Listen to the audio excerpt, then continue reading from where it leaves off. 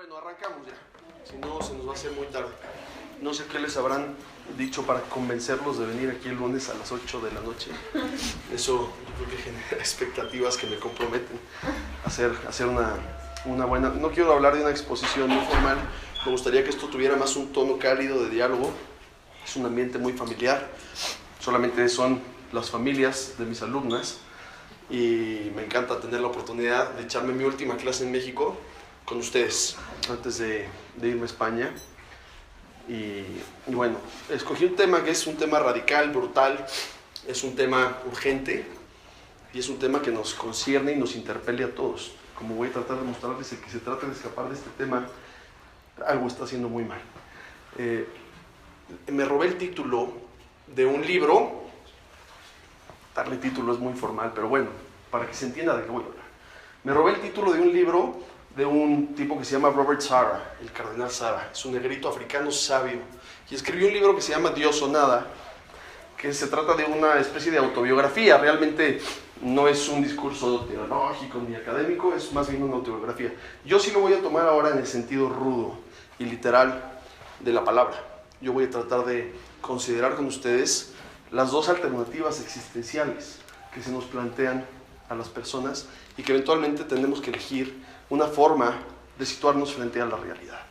Mi hipótesis, mi tesis más bien, es que si no optamos por aceptar y creer en la existencia de Dios, no nos queda nada. Tendremos que renunciar a todo lo que consideramos valioso, bello, hermoso, asequible y digno de ser peleado y vivido. Si la pregunta por la existencia de Dios no parece hoy tan urgente, como que te puedes encontrar ahí en una fiesta que luego hablamos de eso, salud, ¿no? Empezamos a prorrogar la pregunta. Mario Vargas Llosa decía que teníamos una especie de ansia por llenarnos de ruido para esquivar por la izquierda y por la derecha las preguntas existenciales, porque al mundo contemporáneo cada vez le cuesta más trabajo encarar esas preguntas existenciales. Las típicas preguntas que vienen desde la filosofía griega no son nuevas. ¿Quién soy? ¿Yo qué hago aquí? ¿Cuál es mi razón de ser? ¿Qué es el dolor? ¿Qué es la justicia? ¿Qué puedo esperar de mi vida?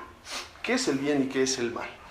Preguntas que nos conciernen íntimamente a todos. Cada vez que emites una opinión, es una sobremesa, diciendo, ay, es que Siria y no sé qué y no sé cuál, esas opiniones están enmarcadas en ciertos juicios de valor y ciertos modos de comprender la realidad. ¿Sí? Entonces, hoy lo que voy a tratar de hacer es mostrarles que la creencia en Dios o la creencia en la inexistencia de Dios, son dos tipos de creencias como voy a tratar de mostrar. La creencia en Dios o la creencia en la inexistencia de Dios hace que veamos la realidad de un modo radicalmente distinto. O sea, discutir sobre la existencia de Dios o su inexistencia no es como discutir si existen los ovnis o no existen los ovnis, o como discutir si el hombre efectivamente llegó a la luna o no.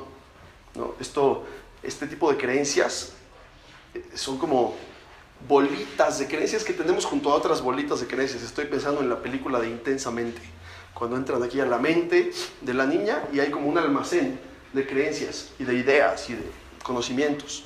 Bueno, la existencia de Dios no es una bolita junto a otras. Lo que quiero decir es que aceptar o no aceptar la existencia de Dios determina el modo en que entendemos todas las cosas. Como si te pusieras unos lentes y ves la realidad azul, o te pones otros lentes y ves la realidad roja. Hay información que es más relevante que otra. Por ejemplo, si tú sabes que esa estrella se llama X12 o X20, pues eso no cambia tu vida. Si ignoras ese dato no pasa nada. Pero si tú de repente te enteras de que eres adoptado o adoptada, esa es una creencia que no es como si la estrella se llama X12. Eso empieza a modificar el modo en que entiendes tu vida. Entras a tu casa y se siente distinto. Volteas a ver a tu hermano y tu experiencia es distinta. Tu vida empieza a experimentarse y a vivirse de modo distinto. Entonces, decir creo en Dios o no creo en Dios, como voy a tratar de mostrar, es la forma más radical de situarse enfrente de la realidad. O sea, es mi primera posición desde la cual yo evalúo todo, incluso a mí mismo. Para una persona que existe Dios, el sufrimiento es una cosa muy distinta que para una persona para la que no existe Dios. Sus relaciones, sus amigos, su familia, sus proyectos, lo que entiende cuando ve un árbol, lo que entiende cuando ve el cielo, todo, la historia, todo es diferente. Es ver al mundo de un modo radicalmente diferente. Hay como 3 grandes formas de situarse delante de la realidad. Decía Ratzinger que creer en Dios no era una cuestión de aceptar o no un dato como verdadero o como falso, sino que es en dónde me pongo yo para entender el mundo. ¿Cómo entiendo yo la realidad? Es mi apuesta fundamental. Es el punto de partida. A partir de ahí yo voy a empezar a tejer, a delimitar, a evaluar si algo me parece cierto o incierto, probable o improbable, pero todo depende al final de cuáles son los lentes que yo me puse en ese primer punto de partida. Si la pregunta por la existencia de Dios hoy parece una pregunta trivial o secundaria, ¿no? Te puedes encontrar como con alguien que te diga, es más importante ahorita resolver el tema de la pobreza, o mira las elecciones, o mira el cambio climático, o sea, la ecología, cosas prácticas que nos conciernen de modo inmediato. La pregunta por la existencia de Dios parece ser que no es tan urgente. Podemos hablar de ello el mes que entra. No nos afecta tanto ahorita en la vida cotidiana. Bueno, esa concepción o esa forma de entender el problema de la existencia de Dios tiene su raíz en que no nos hemos hecho conscientes de todo lo que implica que Dios no exista. ¿Qué pasa si Dios no existe? Apuesto a que entre más se asomen a ese hoyo oscuro, van a empezar a sentir un vértigo en la panza.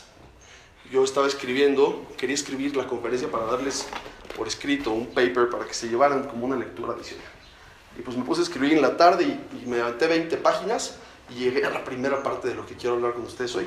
Porque hoy quiero hablar de 3 cosas. ¿Qué es el mundo si Dios no existe? ¿Qué es el mundo si Dios sí existe? ¿Y de qué depende esa opción fundamental para elegir una u otra posición? Okay. Ya escribí la primera parte, me dijo mi esposa, nos vas a deprimir con eso. Bueno, pues no los voy a deprimir porque es solo la primera parte. Si eso fuera toda la conferencia, sí salimos y nos deprimimos, pero no es así. Entonces, les voy a mandar a sus, yo creo que si lo mando a las señoras, ya de ahí puede extenderse al resto de la población. Entonces, yo le mando a las señoras eso que escribí y se los harán llegar. Y espero poderlo terminar antes de irme a España. Pero si Dios no existe, sostengo que se nos derrumban 3 cosas. Se nos derrumba el significado de todas las cosas, el valor de todas las cosas y el sentido o el propósito de todas las cosas. ¿Por qué? Miren, cuando un niñito llega y te dice, ¿qué es eso? Hoy estaba pensando en el ejemplo. ¿Cuál es el mejor ejemplo? Bueno, ¿qué es eso? Y señala un destapacorchos, ¿no? Y yo le digo, mira, es metal, tiene 2 como bracitos, se mueven, sube y baja la cosita de en medio que parece una resbaladilla de McDonald's, y ya, eso es. Y estoy diciendo la verdad, eso es en efecto metal, tiene 2 bracitos y se mueve así. Me va a decir, no, a ver, ya sé que es metal. ¿Qué es? ¿Por qué sigue preguntando? Hagan el experimento con sus hermanitos, sobrinitos, hijitos, nietitos. ¿Qué es? Cuando les pregunten qué es algo, descríbanselo. Descríbanle la forma, la materia, y cuéntenles cómo se mueven las cosas ahí. Y te va a decir, no, a ver, eso ya sé, pero ¿qué es? Y cuando yo le digo, mira, esto es un aparatito que usamos para sacarle el corcho al vino. Es más, si quieres ven y pruébalo, le va a dar curiosidad. Ah, ya sé qué es eso. Es más, ya no es tan relevante si es de plástico o es de madera. Ya sé qué es, porque ya sé para qué sirve. Aristóteles pensaba, perdón, aquí tengo, ¿esta es mía? No. Es mía, pero... Gracias. Aristóteles decía que cada cosa, esta botellita de agua, ese cuadro, tú y yo, que cada cosa del mundo físico tenía 4 causas. Se podía explicar por 4 causas. La causa material, la causa formal, la causa eficiente y la causa final. ¿Qué es eso? ¿Qué rollo es ese? Miren, vamos a pensar en el ejemplo típico que yo uso porque es el más fácil. Vamos a ver el David, la Piedad y el Moisés de Miguel Ángel. Los 3 tienen una causa material muy parecida porque los 3 son de mármol. La causa material es aquello de lo que está hecha la cosa. ¿Qué hace diferente al David de la Piedad? No es tanto el mármol. Lo que hace diferente al David de la Piedad es el modo en que están formados. La forma, diría Aristóteles. La forma es el modo en que la materia está arreglada. ordenada, organizada. Esas dos causas, la material y la formal, están adentro del David. O sea, el David es su mármol, el David es su forma de mármol. Las causas intrínsecas son la materia y forma que como que se unen y conforman una realidad, ¿va? Pero hay otras dos causas que están afuera de la cosa. Una es la causa eficiente, el creador, Miguel Ángel, que Miguel Ángel no está dentro del David, está afuera. Y otra es la causa final, es la razón de ser de esa cosa. ¿Para qué es esa cosa? La causa final es la que me estaba tratando de descubrir el niño cuando me preguntaba qué es eso. Quería saber la causa final de esa cosa. Porque la causa final de algo es lo que revela su significado más profundo. Es lo que revela su verdad. Si yo te digo que, me preguntas, ¿qué es la piedad? Mira, es mármol. No, o sea, sí está hecha de mármol, pero ¿qué es? Quiero saber su verdad profunda, no la materia de la que está hecha. Entonces, esa verdad profunda depende de la causa final, porque dice Aristóteles que la causa final es como el director de orquesta. Bueno, Aristóteles no creo que haya visto así una orquesta, pero yo lo digo, es como una orquesta, es como el director de orquesta que alinea o forma a las otras causas. Imagínense que yo soy una causa eficiente. Cada vez que yo hago algo, soy una causa eficiente. Por ejemplo, Mari Carmen y yo somos causa eficiente de 4 hijos, 4 hijas. Soy causa eficiente cuando yo soy creador externo, creo de algo. Entonces, yo como causa eficiente, supongamos que quiero cortar un pedazo de papel y me tengo que fabricar un instrumento para cortar papel. Entonces voy a crear un instrumento, voy a ser causa eficiente de un instrumento. Y ese instrumento, pues tengo que escoger una materia para hacerlo. Puedo escoger unicel, puedo escoger madera, puedo escoger acero. ¿En qué me voy a basar yo para elegir la materia? Pues la pregunta es, ¿qué quieres hacer? ¿Qué es lo que quieres lograr? Estoy pensando en la causa final para elegir al material. Yo, causa eficiente, me estoy alineando a la causa final y estoy alineando a la causa material y estoy alineando la forma que le voy a dar a la materia. No voy a hacer acero cuadrado, con eso no corto un papel, necesito la forma de la tijera. Y entonces todo depende al final de la causa final. Un segundito, ya acabo esta idea y pregunto. Entonces, si el cosmos, si el universo es una realidad material, energía y materia, que siempre ha estado ahí, claro, el Big Bang, ¡pum!, ahí se detona todo, ¿no? Pero el Big Bang, bueno, el Big Bang es una teoría de Lemaitre, un sacerdote, creo que era jesuita. Pero el Big Bang no es nada más así el principio de la historia. Porque antes del Big Bang había no sé qué ondas, ¿no? Algo había. O a lo mejor había una cosa ahí. El Big Bang no es una aparición del ser. Es una cosa, una partícula, que se detona. Pero antes de esa detonación hay historia. Es decir, hay algo. Hay algo, no sé si se está moviendo o no, pero hay algo ahí.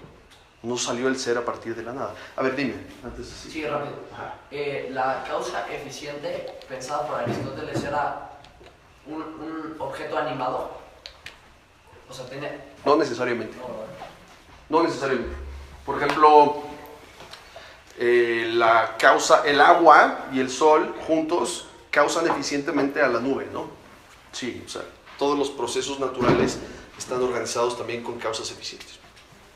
Pero miren, si yo veo este objeto de aquí y les pregunto, ¿qué es esto? Respuesta rápida. ¿Qué es? Una silla. Una silla. Plástico entrelazado. ¿Es una silla o es plástico entrelazado? Las dos cosas, ¿no? Pero, ¿qué es una respuesta más completa? ¿Silla o plástico Sirve entrelazado? para silla. Silla, correcto. Ahora, esto solamente es una silla por la intención con la que fue construida y por el uso que se le da. Si de pronto no hay seres humanos sobre la Tierra, ¿esto qué es?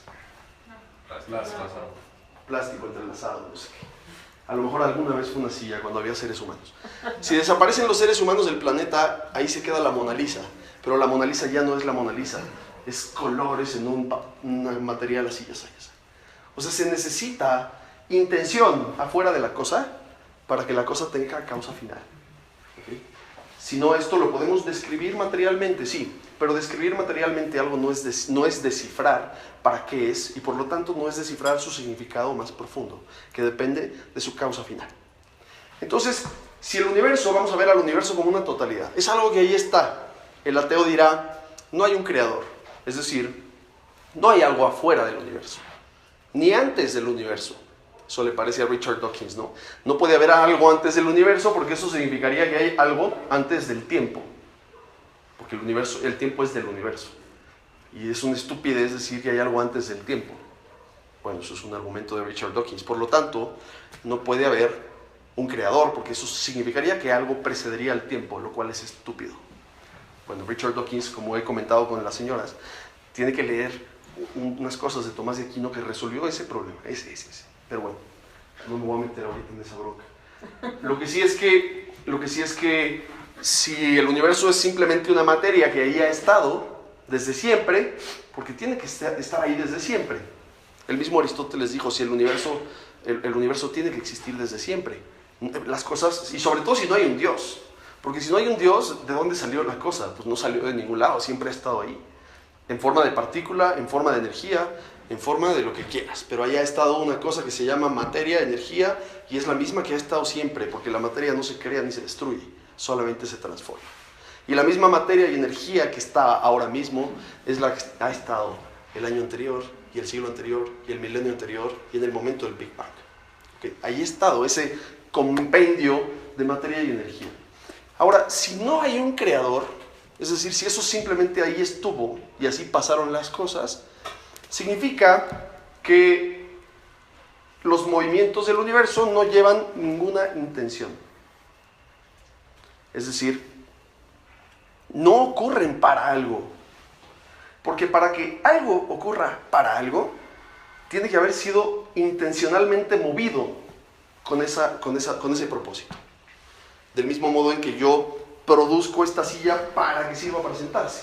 Esto es silla porque hay algo afuera de ella, es carpintero, hay algo afuera de ella que la hizo con esa intención. Y esta silla tiene inteligencia impresa y voluntad impresa en ella. Tú ves un puente y no nada más ves fierro, ves la mente de un ingeniero impresa en la materia. Esa persona, causa eficiente del puente o del edificio o de lo que quieras, ha sacado de sí su inteligencia y la ha colocado ahí en la materia. Y esa inteligencia que está ahí en la materia es la que hace que eso tenga una finalidad. Ha sido articulado así con un propósito. Y entonces eso tiene causa final. Y entonces eso tiene esencia y significado y razón de ser, porque tiene causa final. Vamos a usar ahorita causa final como sinónimo de razón de ser, sentido, dirección, fin. Sentido, dirección, razón de ser, motivo, objetivo, tener un para qué. ¿Ok? Eso es la causa final. Si el universo no tiene un primer principio, eso es lo que anunciaba Nietzsche en un libro que se llama, bueno, en muchos libros, pero en La calle Ciencia sale un loco por la calle. Y el loco empieza a decir, Dios ha muerto, nosotros lo matamos, Dios ha muerto. Y todo el mundo voltea y dice, queda calma. Y el tipo trae una linterna, el loco profeta, y se enoja, desesperado porque no lo entienden, y avienta la linterna. Que Dios ha muerto y que nosotros lo hemos matado. Y cuando Heidegger agarra las páginas de Nietzsche, Heidegger dice, a ver, este tipo no está nada más diciendo algo chafa y de, ay, ya no existe Dios, no. Este tipo está anunciando algo grande. La muerte de la metafísica. La muerte de Dios implica el derrumbe de muchísimas estructuras, como lo anticipó Dostoyevsky en novelas magníficas que tienen que leer todos algún día de su vida. Los hermanos Karamazov y Los demonios. Dos novelas en donde Dostoyevsky encarna personajes que piensan como Nietzsche. Claro, pero Dostoyevsky 10 años antes. Y sin creérsela del todo. Él nada más crea personajes que traen eso adentro. Dios está por morir. Se ve que Dios está muriendo en la cultura. ¿Y qué pasa? ¿Qué va a pasar? ¿Hacia dónde va el hombre si Dios se muere? Bueno, de entrada, si se cae Dios, que es el primer principio, ¿qué entiendo ahorita por Dios? No estoy entendiendo una energía que fluye acá, o una vibra, no estoy entendiendo eso. Por Dios entiendo algo que está afuera del universo y que es causa del universo, que es un primer principio. Ahora, si efectivamente hay un Dios y el universo es creado con una intención y con un propósito. Y así como en el puente está el reflejo de la mente del ingeniero, en el universo está el reflejo de la mente de su causa eficiente, de su creador. Y entonces el universo por eso tiene una racionalidad, una estética, una razón de ser, un movimiento teleológico. Teleológico es una palabra parece teológico, no, es una palabra clave. De esta palabra aquí nos jugamos todo. Teleológico viene del griego telos, que significa fin.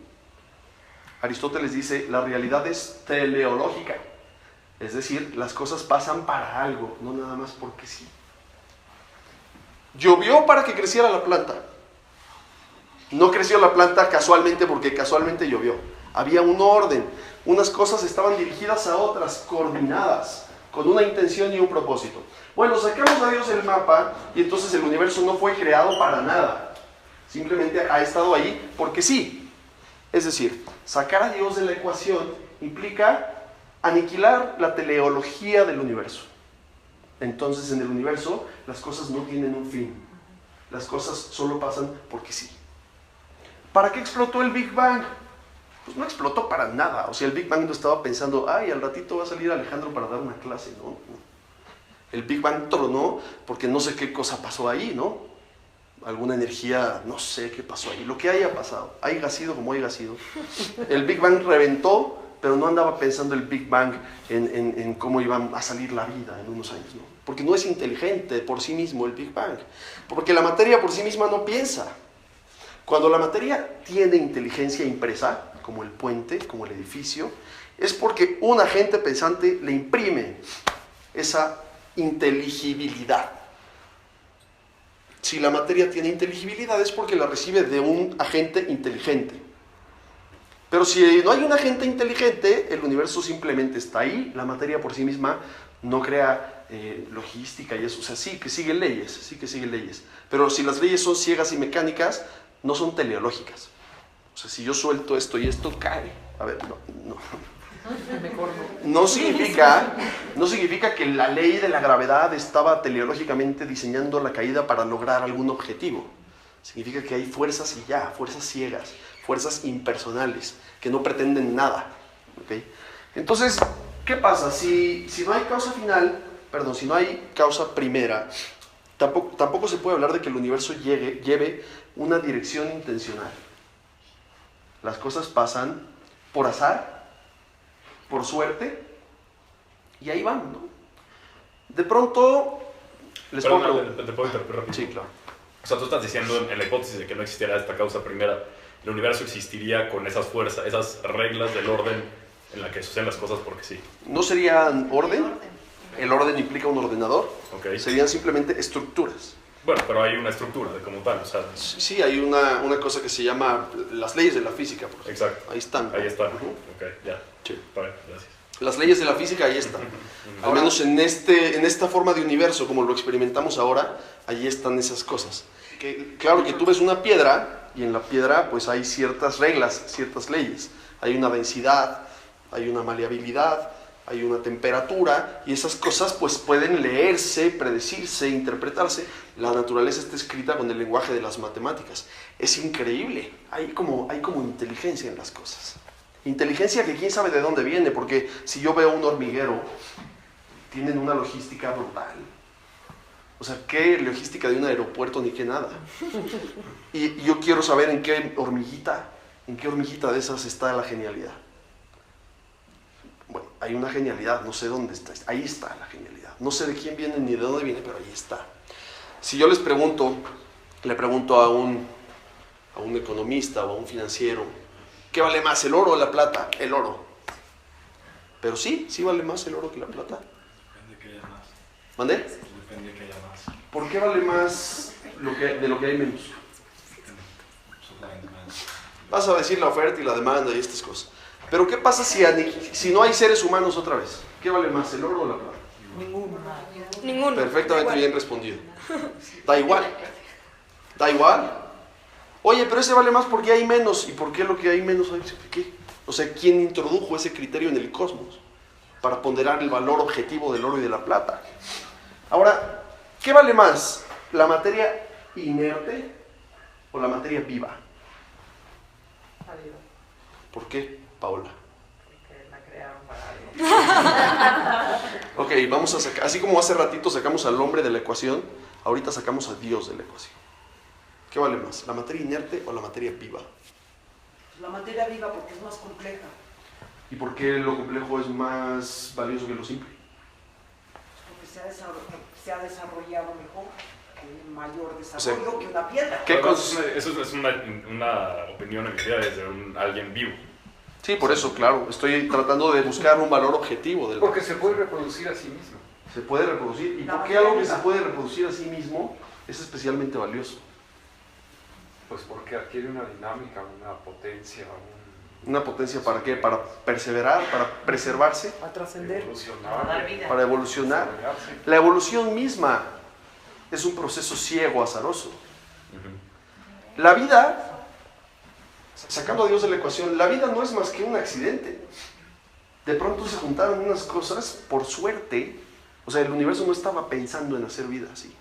Pero no podría ser más importante la vida porque entonces tiene la inteligencia, digo, obviamente ciertos seres vivos tienen menos inteligencia, pero entonces pueden crear algo y ahí, o sea, como tú dijiste, puedes ver la inteligencia en lo que crearon. A ver, vamos a ver, déjame hacerte una pregunta. No hemos todavía descubierto así vida como tal en otro lugar del universo. ¿Tú crees que el universo se va a lamentar y se va a dar golpes de pecho si ahorita el Sol avienta un gasecito y desaparece el planeta Tierra con toda la vida en él? No. No, le da igual al universo. Así como la vida surge por un accidente, ¿qué significa surgir por un accidente? No salió de alguien. Nadie la estaba, o sea, nadie andaba ahí viendo a ver si salía vida. ¿Cómo se llama? O sea, se juntaron no sé qué cosas, ¿por qué? ¿Por qué se juntaron? Pues porque sí, porque se dieron así las cosas. Sin teleología, sin plan, sin diseño. No, ahí voy a la evolución. La evolución habla de cómo se hace más compleja la vida, no cómo surge la vida. Yo creo que es más difícil explicar el surgimiento de la vida que la evolución misma. Porque el surgimiento de la vida es un brinco radical. O sea, no hay algo medio vivo. De lo inerte a lo vivo hay un abismo que no tiene grados. Mientras que la evolución sí es una realidad gradual, un proceso gradual. Pero azaroso. Azaroso. Bueno, al menos los que quieren sacar a Dios de la ecuación tienen que sostener que es azaroso. Porque si a la evolución le introducimos patrones teleológicos, Ya hay una diseño, gente. ya valió. Dios regresa al mundo. ¿Ok? Por eso Darwin vino al tiro. Para quien quiere sacar a Dios. Digo, Darwin dijo cosas verdaderas. Quien quiera negar la teoría de la evolución hoy, creo que está deschavetadón. O al menos... Muy confundido. No, hay Muy que... confundido. Digo, basta ver un documental de National Geographic. Pero la evolución no es como que abajo de ella hay una mente diciendo, a ver, perfecciónate. De entrada, si no hay Dios, si el universo no lleva teleología, no hay manera de decir que algo es más perfecto que algo. ¿Por qué? ¿Quién decidió que lo simple es mejor que lo complejo?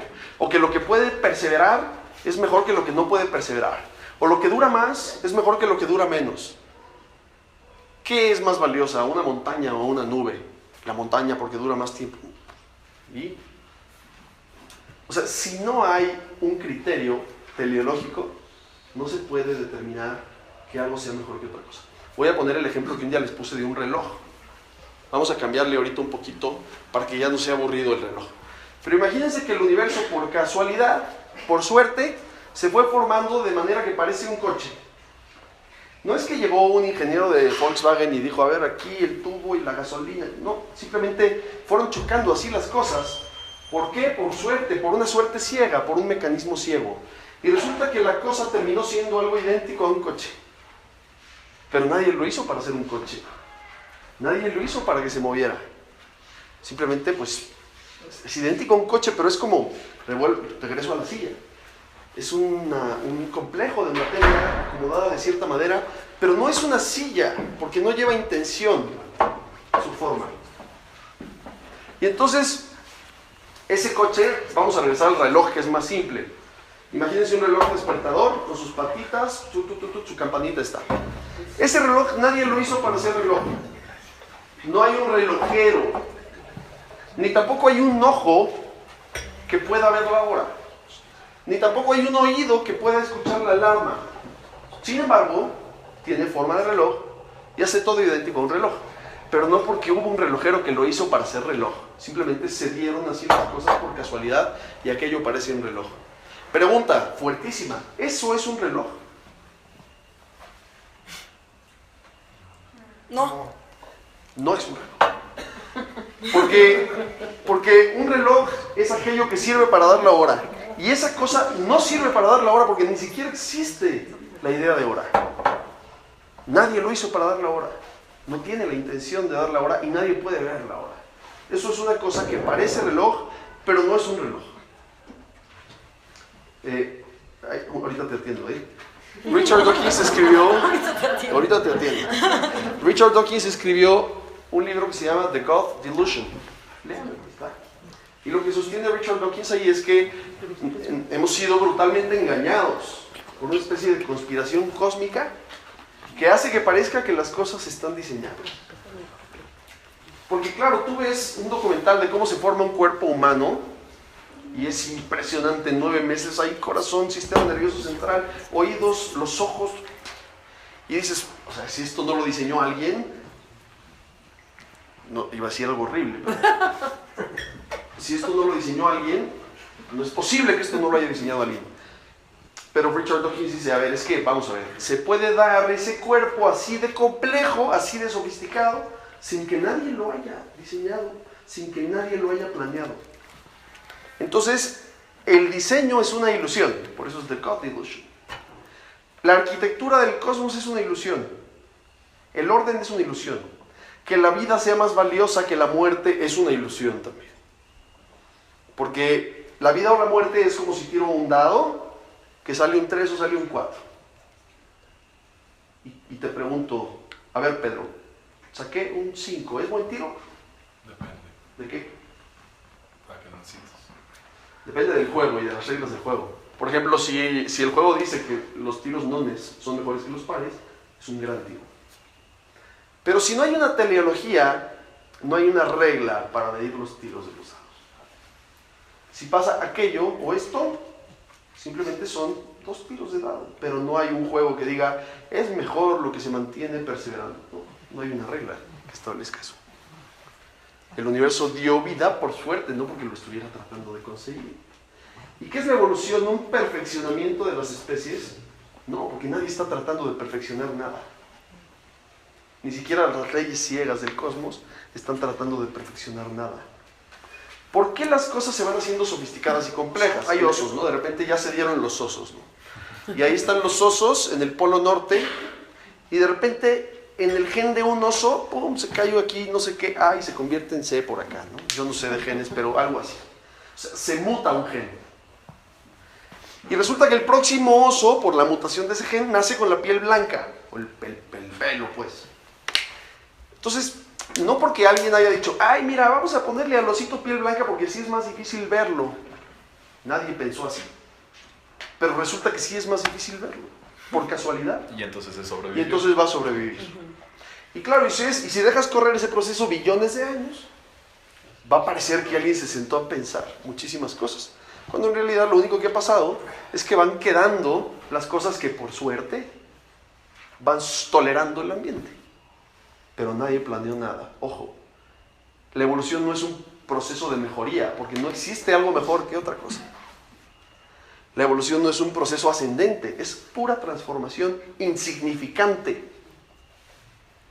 El universo, si no hay teleología, no puede evaluarse.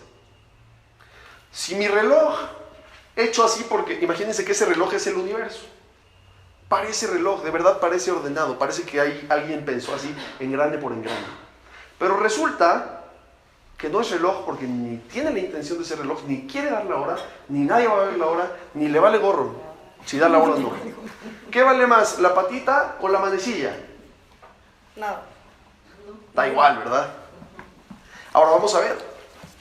Si el relojero articuló a esa pieza, la hizo para dar la hora, y está esperando ver la hora de ella, ¿qué vale más, la patita o la manecilla?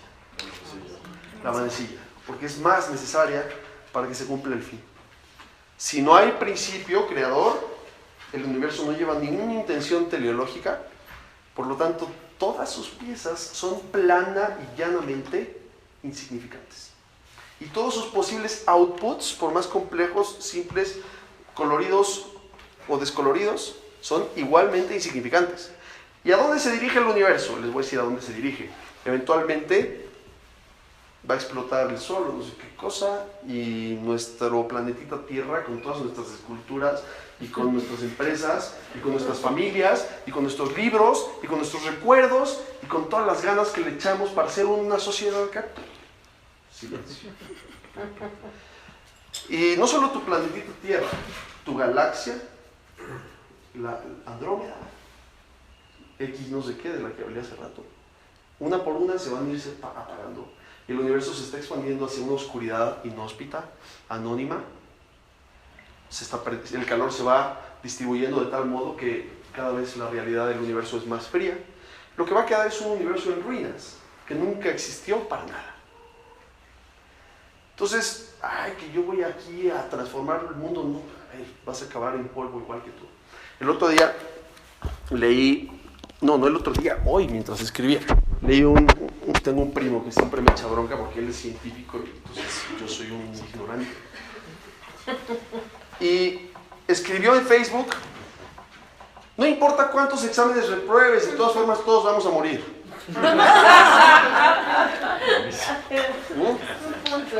Tiene toda la razón. Creo que Ha de haber tronado. sí. Ha de haber tronado. Ese es exactamente el punto. No importa. Da igual. Nada. Porque nada tiene un valor objetivo. Una cosa tiene un valor objetivo por el modo en que se relaciona con un fin. Si no hay fin, las cosas son plana y llanamente insignificantes, sin sentido, sin razón de ser, sin propósito, sin para qué. Claro, ¿qué pasa si el todo es insignificante? ¿Qué pasa con sus partes? Si el todo es insignificante, sus partes también son insignificantes. Y tú, como parte del cosmos, me da pena decirte que no tienes sentido, que eres nada, que vales gorro, que si desapareces, alguien te llorará, pero las lágrimas de aquel que te lloró también son insignificantes. Y te recordarán 2 o 3 generaciones, hasta que ya no te recuerden, y hasta que se acaba no tu familia, sino tus amigos, tu país, tu continente, tu planeta, y silencio. Aquí nunca pasó nada, y al cosmos le vale un cacahuate.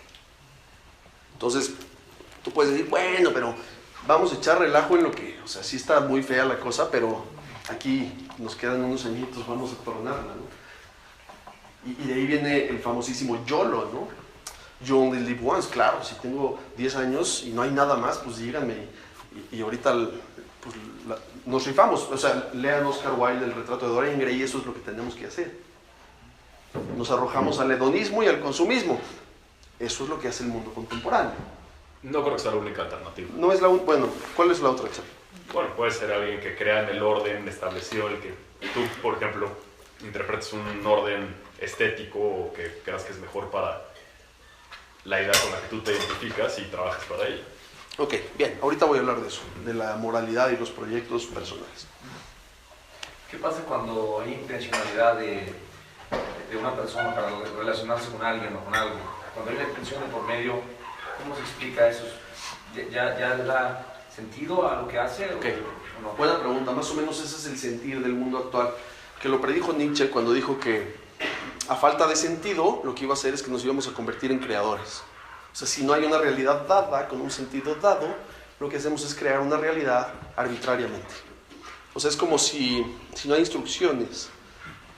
A ver, vamos a pensar. Imagínate que abres un Monopoly, pero no es un Monopoly, simplemente no hay reglas. Entonces abre el tablero y muévele como quieras. Puedes inventar reglas, precisamente porque no las hay. Pero igual te pasa lo mismo, ¿no? O sea, va a haber un momento en el que no hay ni bien ni mal, porque ¿quién te lo va a juzgar?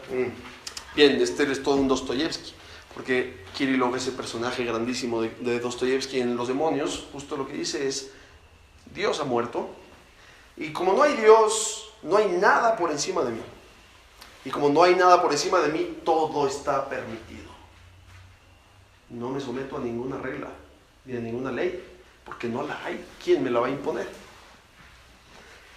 hay una nueva contradicción en el hombre, y es, si no hay Dios, efectivamente no hay manera de determinar de modo objetivo qué es lo bueno y qué es lo malo. ¿Cómo está bien matar o está mal matar? Podemos utilizar varios argumentos. Por ejemplo, un argumento naturalista como el de Aristóteles. Es que matar está en contra de la naturaleza. Está basado siempre en la naturaleza, Aristóteles. Por lo tanto, matar está mal porque es en contra de la naturaleza humana. Oye, Aristóteles dice, no hay naturaleza porque nadie diseñó al hombre para ser así. Si el hombre simplemente es eso por accidente, pero no está pensado para ser así.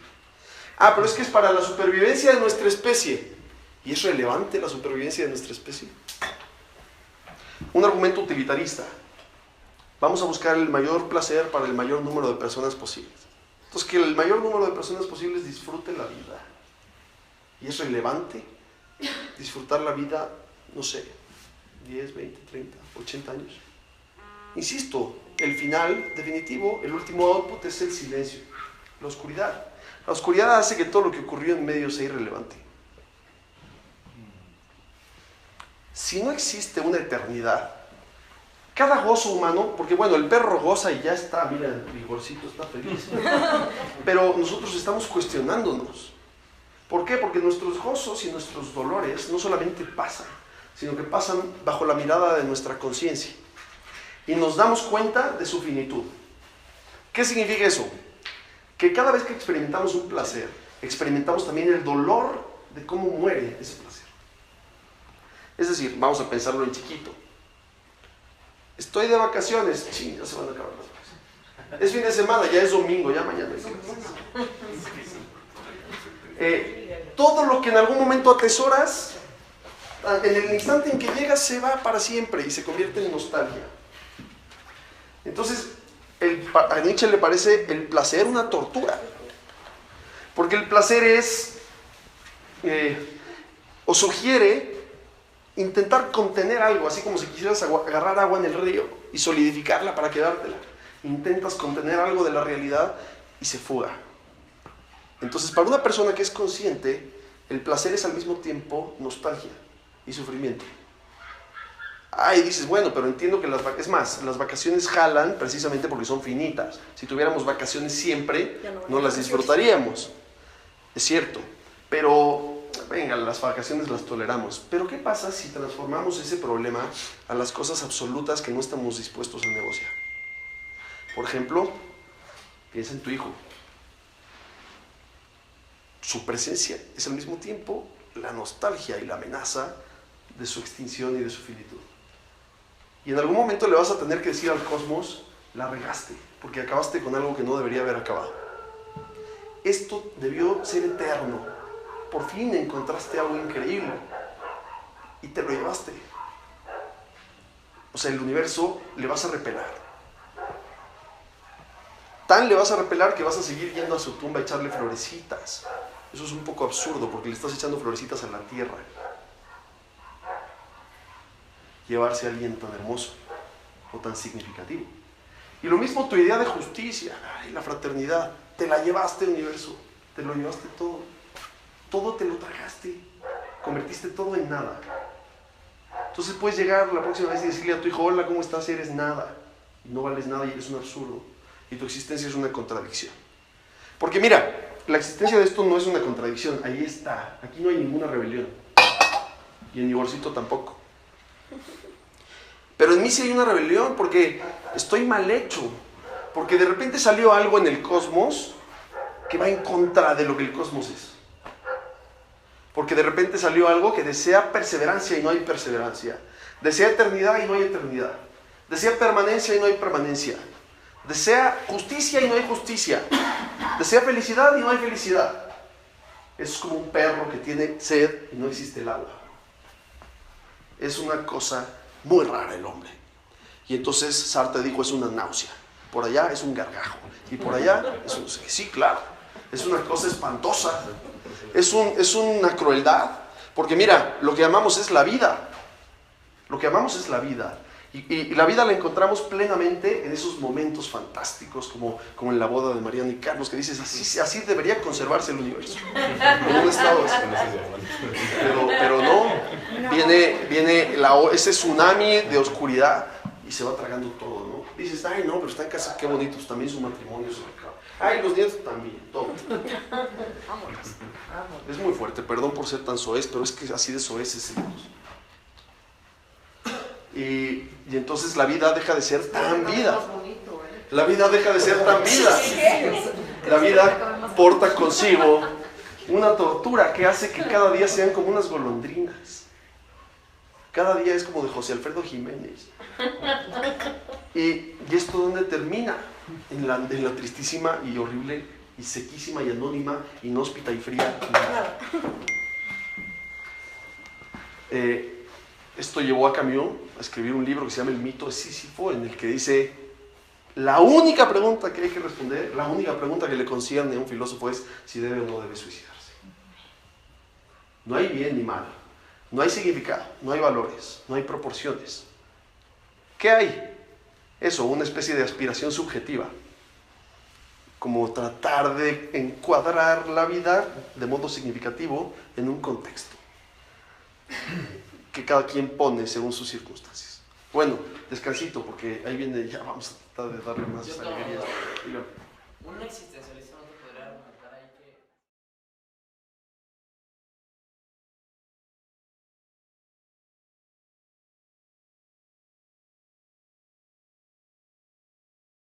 Yo sé que hay aquí muchas opiniones y hay que discutir muchos matices, pero en principio, si no existe Dios, no hay tal cosa como moral.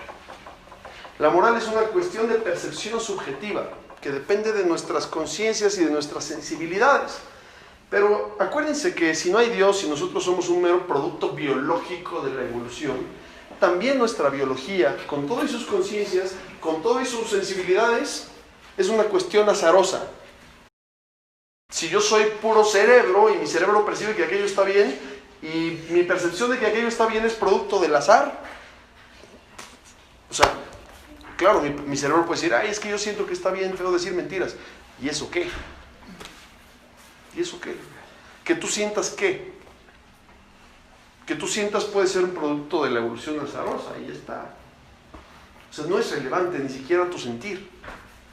Te puede parecer a ti que eres importante, porque claro, tú percibes la realidad como si tú fueras el centro de ella, pero tú no eres el centro de la realidad. O sea, si vives o no vives, insisto, si desapareces, da igual. En ese caso, sería más fácil matarte, ¿no?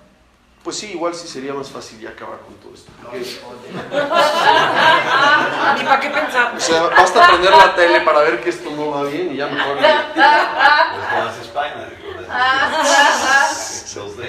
Pero bueno, vamos a ver.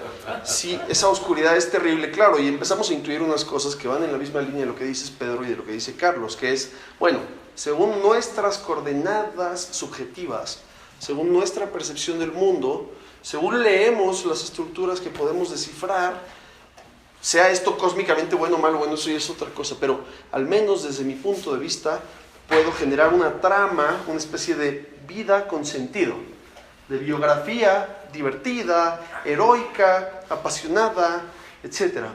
Bien, es cierto, eso es lo que hemos optado por hacer, precisamente porque no nos queda más que hacer eso. Pero cuando nosotros tenemos que inventarle un sentido a nuestra vida, es precisamente porque, de hecho, no lo tiene. Si la vida tuviera un sentido, no tendrías que inventárselo. Y si se lo quieres inventar, es precisamente porque no se lo encuentras. Y entonces tienes que crear como artista, ¿no? Pero como artista creas un espejismo para que parezca que valió algo lo que hiciste, cuando en realidad lo que estás haciendo es montar una obra de teatro y te estás persuadiendo para creer que la obra de teatro es verdadera.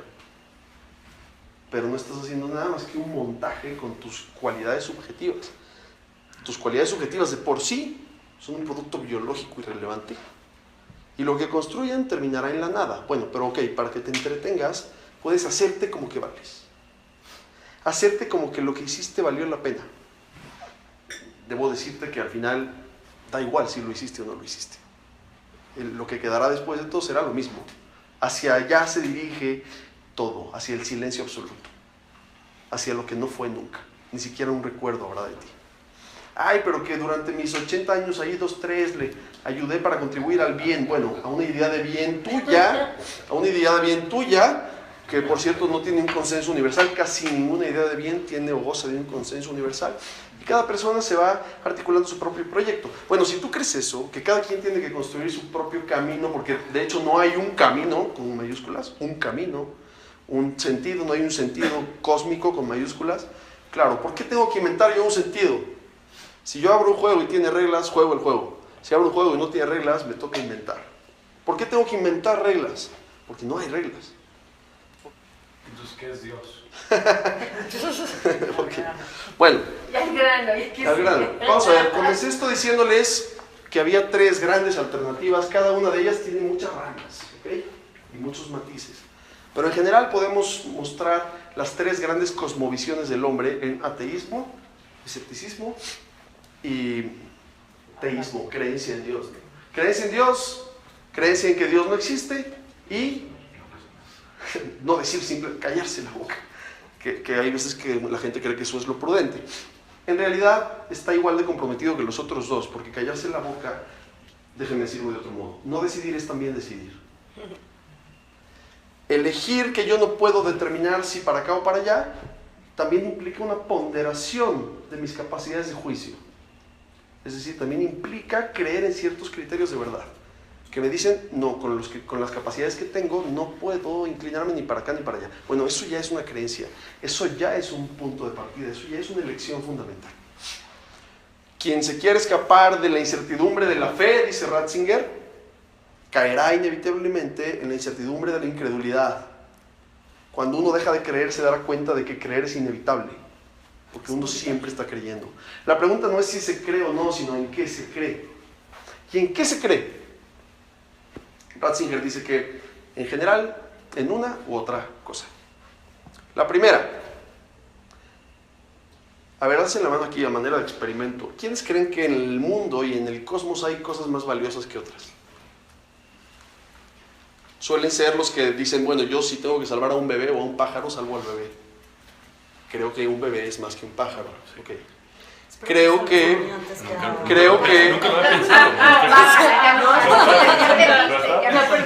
No alzo la mano. Nunca lo había reflexionado. Ustedes ya están a un paso de premios. Todos ustedes están a un empujoncito así de premios. Ratzinger dice, nos encontramos frente a 2 tipos de personas. Ambas están condenadas a experimentar un drama existencial que lleva su incertidumbre, que lleva su crisis, que lleva sus sombras, ¿no? O sea, no es aquí que aquí vamos a demostrar en un laboratorio, así como que el metal cuando se calienta se dilata. Eso no lo puedo hacer yo, ni nadie, ni Ratzinger, ni para expulsar a Dios, ni para introducirlo por la fuerza. No pasa. Para Ratzinger, en la realidad vemos una composición de 2 cosas. Así como Aristóteles veía una composición de causas, ¿no? en las cosas. Bueno, Ratzinger dice, en efecto sí, las cosas tienen una materia y las cosas tienen como un nivel de racionalidad.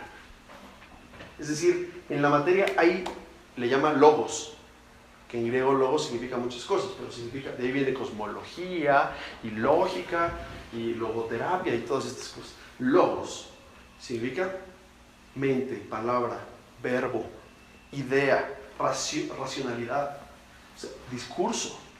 Logos es mucho más que la traducción que les enseñaron en prepa, estudio.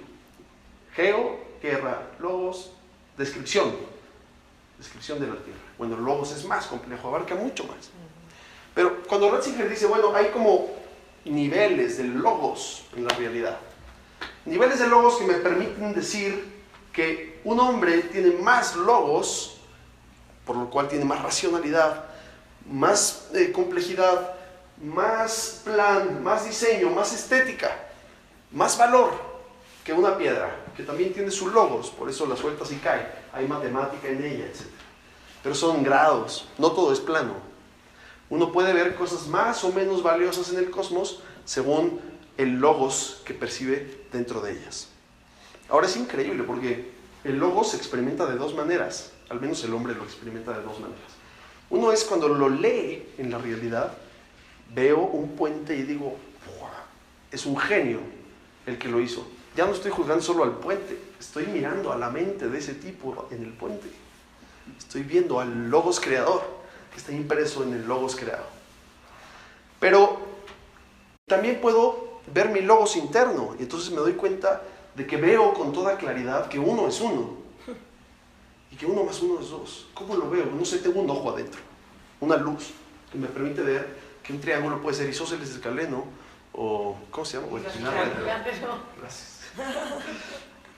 ¿Cómo sé yo eso? ¿Cómo sé que si A es B y B es C, A es C?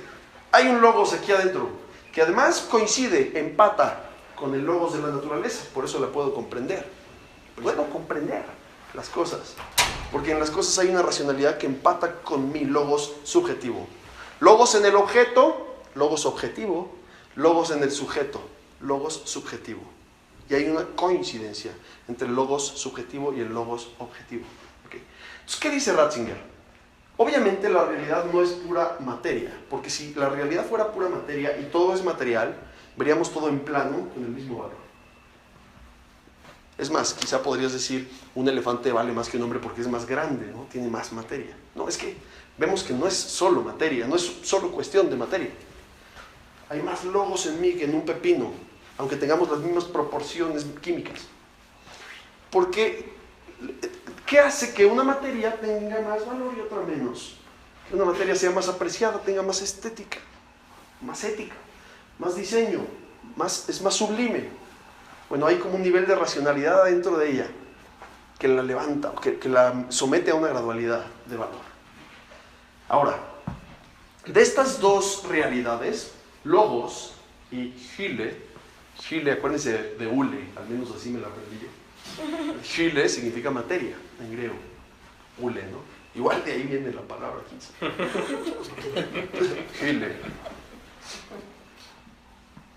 Hyle, materia. Un elefante es material, Maná no es material. ¿Pero por qué salvaría yo a Manano antes que a un elefante?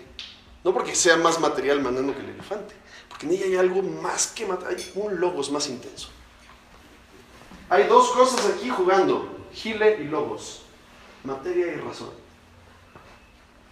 Hay una opción, dice Ratzinger, cuando nos preguntamos, bueno, de estas dos cosas que están en juego, o sea, en unas ramas chinas, las blancas y las negras, ¿cuál es la más fundamental? ¿Cuál está más abajo de todo? ¿Qué es lo primero, el huevo o la gallina? Bueno, ¿qué va antes, la Hyle o el logos? ¿Quién hizo a quién? ¿El logos a la Hyle o la Hyle al logos? ¿Qué es lo más fundamental y primero y anterior a esta búsqueda? Los presocráticos la llamaban arjé. Arjé significa principio. Ustedes que están estudiando prepa saben. El arjé es el principio. Y estaban buscando qué es lo más hondo, así, el tuétano, el núcleo de la realidad. Y Tales dice el agua, y Anaxímenes dice el aire, y Heráclito dice el fuego, y Empédocles dice el fuego, el aire, la tierra y el agua. Hay un arjé en efecto, pero el arjé no es la Hyle. La Hyle no es la forma primigenia y originaria de realidad. Es el logos. Y tiene sentido porque miren, si lo primero es pura Hyle y de ahí por movimientos azarosos se van formando estructuras llenas de logos como vemos a una persona, no, diríamos, bueno, ¿cómo es posible que de lo menos surja lo más? No, o sea, hay quien ve al universo como un desarrollo de que viene casi de la nada, de una partícula que es Hyle pura, que es por sí misma irracional. Y entonces en ese movimiento azaroso surge, por casualidad, la racionalidad. Entonces la cosa parece diseñada, pero no está diseñada. Parece racional, pero en verdad no es racional, porque no es pensada. No está colocada con postes racionales. Es suerte. La otra alternativa es, no. Lo anterior, el arjé, es el logos. Y todo lo que deviene en el universo es una exposición, un despliegue, una exhibición del logos. ¿Qué es el universo? Es el reflejo del logos que lo produce. Como Miguel Ángel produce la Capilla Sixtina, y la Capilla Sixtina es un reflejo de lo que está dentro de su logos subjetivo. ¿Qué es el cosmos? El cosmos es es un despliegue material que tiene unos movimientos asombrosos, en el que hay evolución, en donde hay choques, leyes, mezclas que parecen que se hacen solas, pero detrás de todo ello hay un logos que es el arjé. Y el arjé, que es el arjé subjetivo, el arjé absoluto subjetivo, despliega como reflejo toda la realidad del cosmos. ¿Por qué es racional el cosmos? Porque está así como un artista despliega su lienzo y se ve toda la belleza del logos que lo produce. Entonces, ¿qué es ser ateo? Ser ateo es decir, jalo por la gile. Ser creyente es jalo por el logos. Es una opción fundamental. ¿Se puede demostrar que una es antes que otra? No. Son apuestas fundamentales. Ahora, si lo primero es la gile, si lo primero es la irracionalidad, porque no hay logos de por sí, el logos es, acuérdense, un producto, un espejismo. Parece racional, pero en realidad es azaroso. Si el logos cuelga de la gile, no es verdadero logos. ¿Por qué no? Vamos a ver la diferencia entre probable y necesario. Lo probable es lo que puede ser o no ser. Lo necesario es lo que no puede no ser. Tiene que ser. ¿Qué pasa si yo les digo que algo que es necesario depende de que antes ocurra algo que es probable? ¿El qué? Ya no es necesario. Si algo necesario depende de algo probable, no es necesario. No puede algo necesario depender de algo probable. Bueno, si la racionalidad pende de la irracionalidad, es decir, si el logos es un producto del azar, no es verdadero logos. Es lo que dice Richard Dawkins. Es un delusion, es una ilusión de racionalidad. The laws of physics, working through this very remarkable process that Darwin called natural selection, has produced these gigantic collections of apparently purposeful beings, which look overwhelmingly as though they had been designed. Entonces, no es verdadera racionalidad porque no hay verdadera teleología, porque no hay verdadero diseño, porque no hay verdadero ser en el que se pueda medir el bien, el mal, el significado.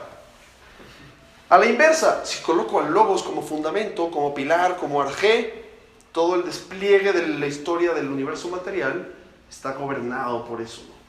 Entonces la evolución, claro que es una realidad, pero no es nada más un proceso mecánico.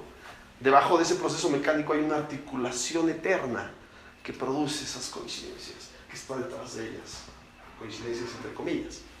Ahí al revés, las coincidencias serían aparentes, pero serían profundamente racionales.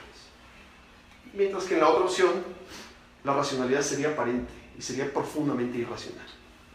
Entonces Ratzinger dice que aquí nos estamos jugando todo, eligiendo o la racionalidad o la irracionalidad. Y si elegimos que la gile tiene la prioridad existencial, quedan en la oscuridad para siempre. Nos quedamos con linternitas en el cosmos, linternitas con pilas en el geyser, para ver que nuestra vida tiene dos pasitos de sentido por nuestra carrerita y por nuestra micromiopía existencial. Mientras que si yo elijo al logos, olvídate de la energizer. Estamos optando por la racionalidad profunda de la existencia, por la prioridad del logos sobre la materia. Así empieza el Evangelio de San Juan, en ho logos. Juan 1:1, agarren la Biblia en griego. En el principio era el logos.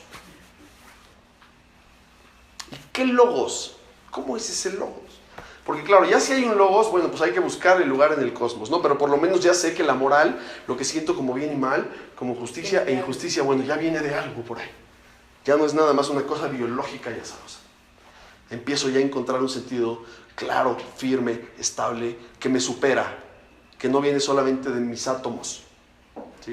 Que no es nada más mi capricho o mi planecito, sino que de fuera, algo muy grande por encima de mí, me marca patrones de justicia, de bondad, etc.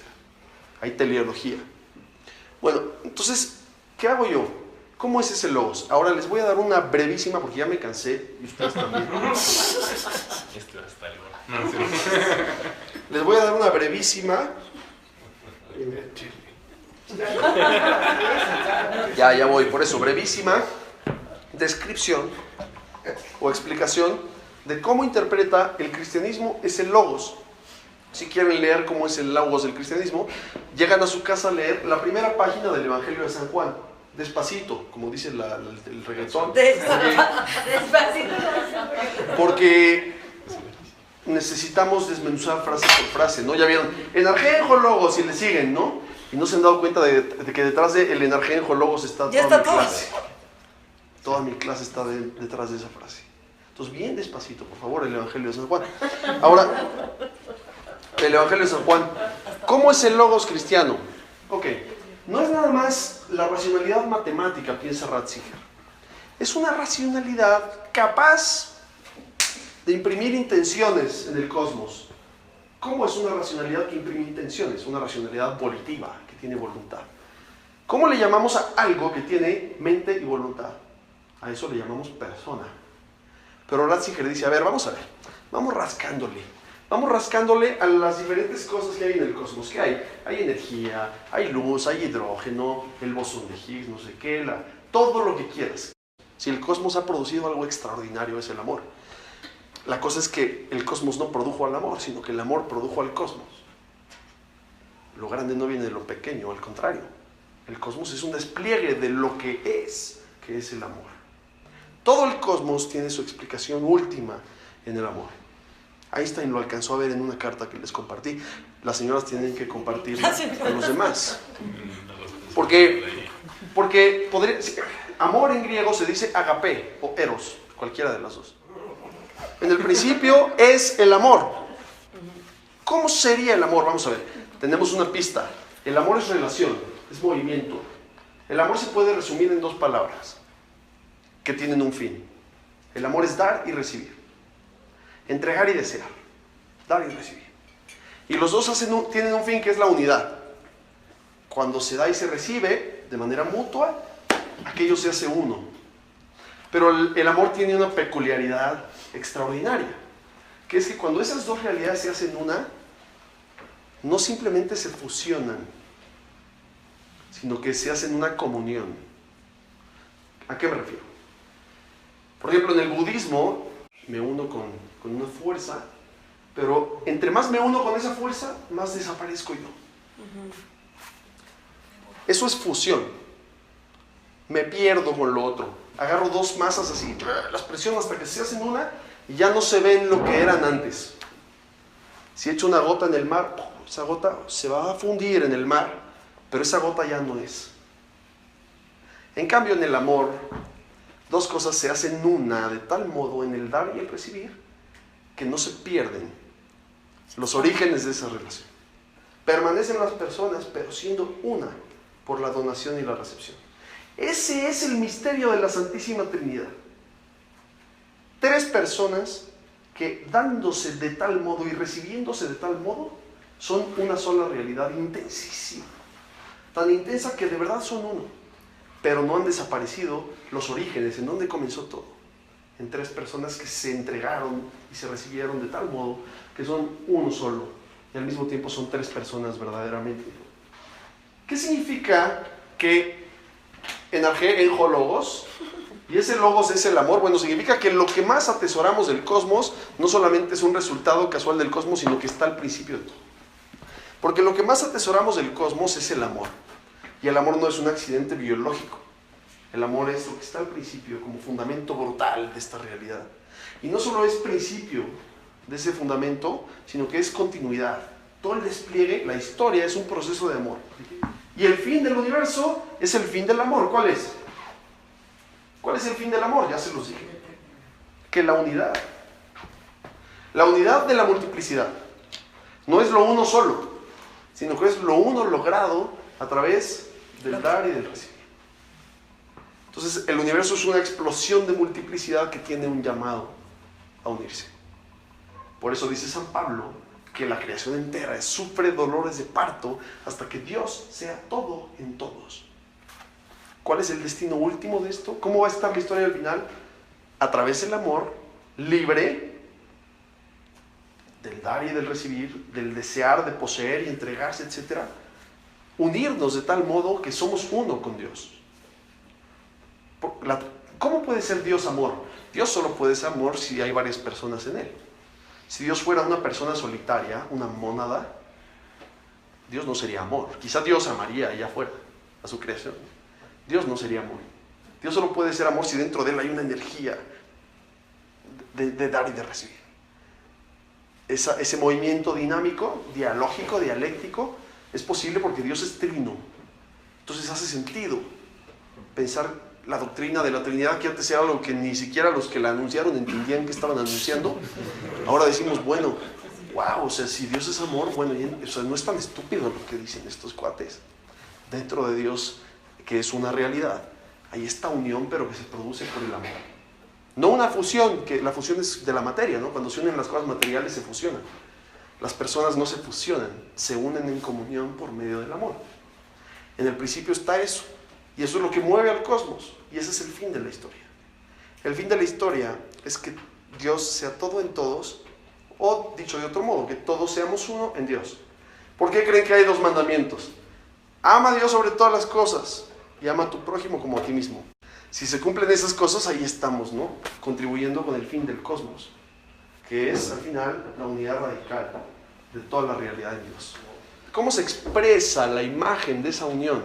Porque dice, ay, qué flojera estar ahí como plegado en Dios, ¿no? No.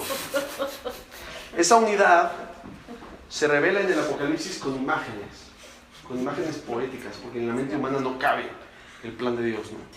Pero ¿cómo expresa Dios el fin de la creación? Lo expresa para que lo entendamos. Y miren, ¿cuál es el fin de nuestra vida? ¿En dónde encontramos los momentos mejores? Decíamos, en la boda de Mariana. De verdad es que yo encontré ahí de esos, o sea, la vida va como así, de repente llegas ahí, bro, y vas para abajo otra vez. Dices, ahí ojalá que esto dure un ratito más, hombre, o que se repita más veces. Bueno, en la boda de Mariana encuentras así un gozo. ¿Por qué? Porque están los bienes de la tierra a merced de que los disfrutemos juntos. Yo no vivo para trabajar, sino que trabajo para vivir. Y de mi trabajo obtengo bienes que al final lo que quiero es llevarlos con las personas que quiero y unirme a ellas en ese gozo existencial. Y entonces el banquete, la mesa, es una expresión, un signo, una metáfora del amor. Porque ahí estamos siendo uno, disfrutando de la existencia en comunión. Lo mismo ocurre en el acto sexual. Y lo mismo ocurre... Pero bueno, fundamentalmente en la mesa y en el acto sexual encontramos expresiones de clímax existencial, de momentos en los que dices, todo está dirigido a esto. Estos son los momentos que hay que congelar. Bueno, el Apocalipsis nos da imágenes del cielo. ¿Qué es el cielo? Un banquete, nos dice, un banquete de bodas. ¿Qué más es el cielo? Es una ciudad santa, es decir, la realización de la justicia. Una sociedad que cumple las aspiraciones de la Revolución Francesa. Libertad, fraternidad. ¿Y qué más es? Es un encuentro nupcial. Dios se desposa conyugalmente con su esposa, que es la iglesia, que es tú. Ay, no, yo no me voy a desposar con Dios. Pues sí. Porque te vas a hacer uno con Él. Y la sexualidad es un intento de hacerte uno con el otro. Un intento que no alcanza la misma plenitud de lo que significa hacerse uno con Dios. ¿Qué es el cristianismo? Si alguien piensa que la realidad mejor del mundo es el amor y que lo mejor tiene que estar al principio, ya es cristiano, de verdad le falta una patada. Porque el amor es el alfa, el principio y el omega, el fin. Y todo sale del amor en un movimiento como de una explosión de pluralidad, para que la pluralidad se encuentre no a través de la fusión, sino en el amor, en la comunión. ¿Cuál es el destino al que aspira un cristiano como yo? Unirme con todos los hombres en comunión, no en fusión. Y unirme como familia con todos los hombres, con nuestro Padre común, que es Dios.